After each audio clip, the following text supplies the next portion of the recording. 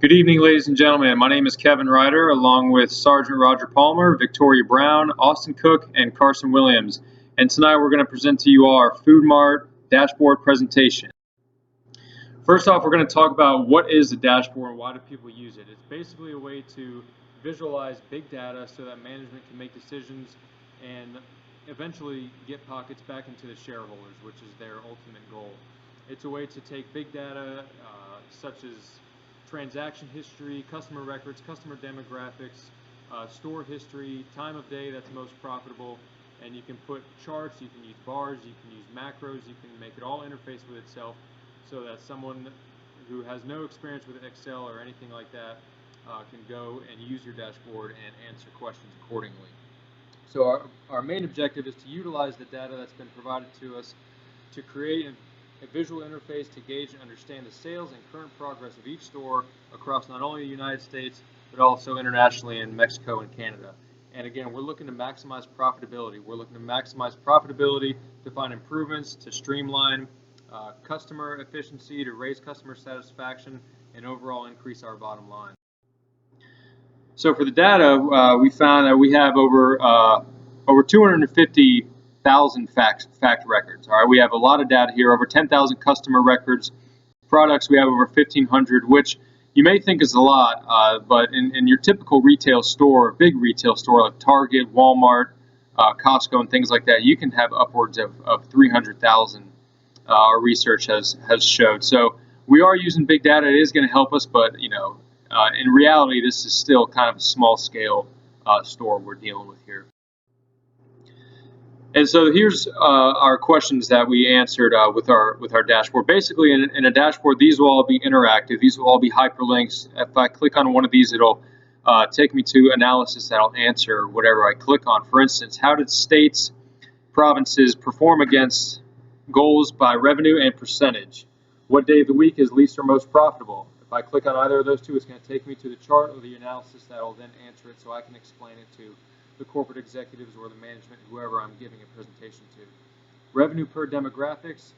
We have a Pareto chart that shows revenue based on the square footage of the store, so we'll do revenue based on square footage. What percentage of shop on which day and how much do they spend? And so on and so forth. We included Tableau, we included 2 power views, and we'll get to the first one right now. Chart number 1 is obviously what we consider our most important chart. It's the one that asks the bottom line question: how did we match up revenues with our goals? As you can see, the gold is the revenue, the blue is the goal, and most of the stores did not meet their goals. On the secondary axis, you see a second line that tells you how many, what percentage of 100% of their goals did they make. Over on the right-hand side, you'll notice that there is a thermometer chart. That thermometer chart is there to show overall for all the stores combined together how many of them, or what was the percentage of the goal that we made overall. And as you can see, it was 92%. So obviously there's some work we can do to make it better. The next question we asked was the day of the week profitability. And as you can tell, we used a pie chart for this. We used a slicer on it. The interesting thing about this is the slicer down at the bottom, you can divide it up by months, days, quarters, or years. And you can slide the bar across, decide which months you want to look at. You can either do all of it, you can do just all of January, or all of 1997, or you can just do 1 month at a time, 2 months at a time, etc. like that. From this, we see that Mondays and Saturdays are our best days for shopping. Thursdays and Wednesdays are the days that are the worst. So that tells us that we need to make sure our stores are stocked for the weekend and for Monday, and that we, if we want to increase sales during the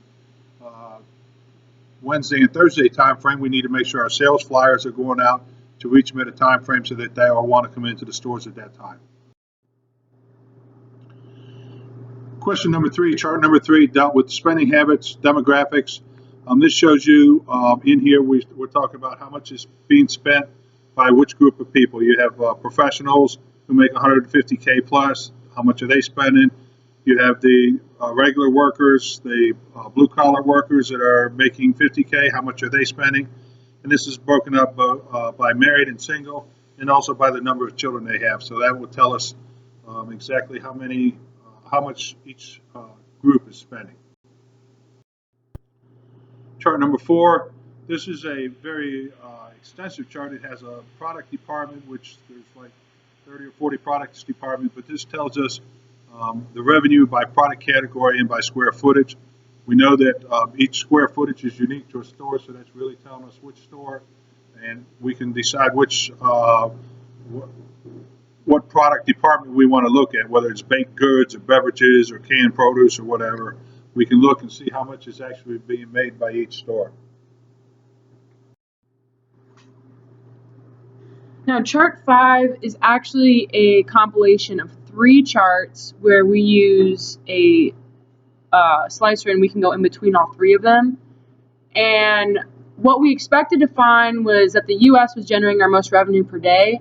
But if you actually look at our percentage shoppers per day on the left, we see that the 75% of all the shoppers in Mexico come into the store each day. So we believe that we can increase this revenue from Mexico by potentially putting more stores, and we see these results across all 3 charts. Now, chart 6 shows us revenue versus square footage on both of them using slicers, and if you see, the one on the left is using a target of 80%. The lines in blue are the contributing stores, and then on the right, we have a target of 50%. When you look at 50%, only 5 of the stores are contributing 50% of our revenues. I think this is a very illuminating chart because you can really visually represent which stores are helping you and which aren't. And it brings up the question, do you close the 10 stores that are only generating 20% of your revenue? And we also found that if you were planning on expanding, that the square footage of 14,000 to 16,500 square feet is the most profitable, with it bringing in 60% of the revenue. Our chart 7 is our first power view, and it compares several items. We have 2 charts, 2 graphs. All of them are interconnected, so when you change one, it changes the other, and you can see it across all of the different charts. And we're looking at revenue by state and province with total children, revenue by store ID and square footage, revenue, occupation, annual income, and month by year. These are obviously several demographic factors that we can all see easily communicated here across our power view. And our second power view also is interconnected, also shows 4 charts. This part is a comparison between units sold and revenue in the first chart. Second chart is giving us a count of units sold by product category and product department. Our third, the pie chart, shows month of the year, drilling down into product family. And then the last chart is revenue by total square feet and store name that can be drilled down into product family as well. All these are interconnected and use the same data, so you can see how one thing might impact all of these different charts and your revenues. And then our last slide is a screenshot of our Tableau. And the first chart we use is a heat chart, and this is breaking down the amount of revenue earned based on color. So the one we highlighted is Washington, and as you can tell, it goes from very light green to dark green being the most profitable. And if you go over to the second chart, this is a geo chart. We've done the same thing.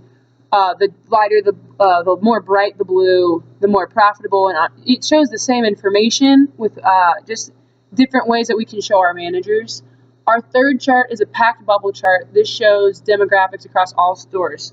So on this one chart, we show marital status, annual income, number of kids, and the amount spent per demographic.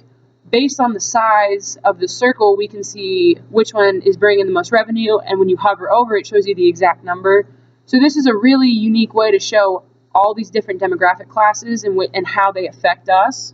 And then our last chart is a square chart. And this shows product family and which is the highest sold across all the stores from non-consumable food and drink. Clearly, food is the winner across all 4.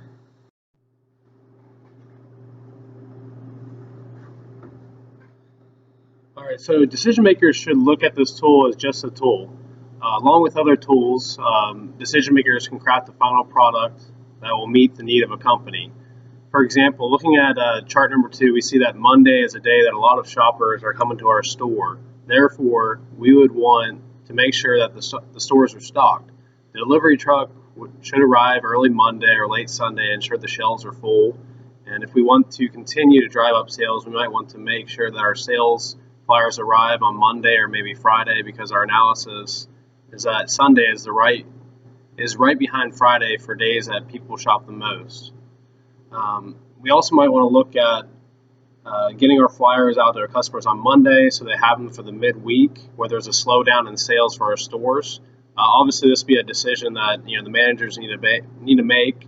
Look at the cost as well as the other analytics on the dashboard. All right, so lessons learned. The biggest lesson our group learned was the difficulty in deciding what question needed to be asked and how. It's fairly easy to make a chart that reflected the available data. However, it's very difficult to decide what question we needed to ask. The other issue we ran across was missing and incomplete data. For example, we wanted to know what time of day people shopped at our stores. The data reflected that everyone came at the same time. We also wanted to match up stores to customers. The data was incomplete on the store's location, and to overcome this difficulty, we had to make realistic assumptions and questions that a manager would want to have answers to. Another thing we looked at was latitude and longitude of stores, assuming the data and drilling down that way. All right, so our experience working on a dashboard was a great learning experience, and it'll greatly help us in our future endeavors. When asked to produce a report or dashboard for review by upper management, we now know the skills we have learned in this class will allow us to create a dynamic and eye-appealing dashboard.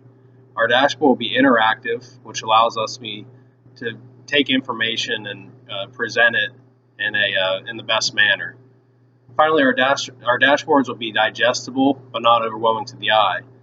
For instance, we in our personal lives we work with different managers, different people, different personality types, and it's pretty consistent across all upper management. They want to be able to analyze data, make decisions, and drill down into certain specifics.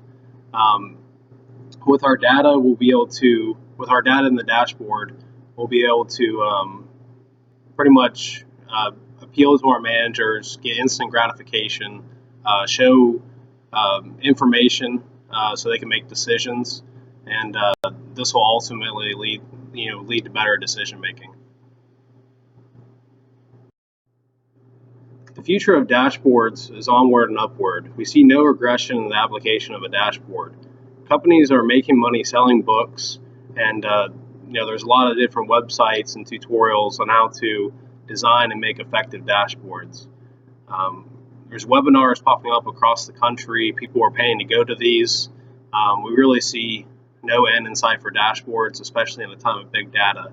Today, companies have lots of data to drill down and analyze, but they need the right people that can build the tools to visually depict it.